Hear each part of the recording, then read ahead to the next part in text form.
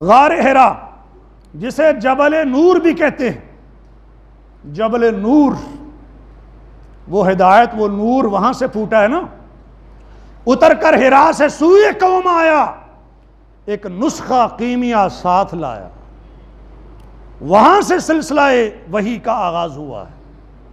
وہ جبل نور جو مکہ مکرمہ سے 4.5 کلومیٹر کے فاصلے پر ہے، مکہ سے طائف کی طرف جاتے ہیں تو راستے کے قریب یہ جبل نور پڑتا ہے، مین روڈ سے 200 میٹر کے فاصلے پر۔ عام لوگوں کا شاید خیال یہ ہوگا کہ یہ جو غار حرا ہے وہ حرا پہاڑ کے اندر ہوگی، یہی ذہن میں آتا نا، غار حرا یعنی حرا پہاڑ کے اندر جو غار ہے وہ غار حرا ہے، لیکن یہ مراد نہیں ہے۔ حرا پہاڑ کے قریب غار ہے، تو حرا پہاڑ کے قریب ہونے کی وجہ سے اس غار کو غار حرا کہتے ہیں، جس میں نبی علیہ السلام 3 سال تک ہر رمضان میں اعتکاف کرتے رہے، اور آخری رمضان وہ تھا جس میں اقرأ بسم ربک الذی خلق کی وحی آ گئی تھی۔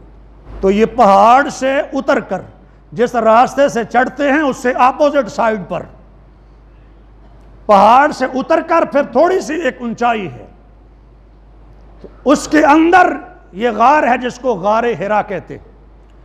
طول 4 گز ہے، اس کا جو عرض ہے وہ 2.25 گز ہے، جس کے اندر نبی علیہ السلام کئی راتیں عبادت کے اندر مصروف رہتے تھے، مشغول رہتے تھے۔ غار سے اگر باہر دیکھیں تو ہر طرف پہاڑ ہی پہاڑ نظر آتے، عظمت الہی کو گویا کہ وہ بیان کر رہے ہوتے ہیں زبان حال سے۔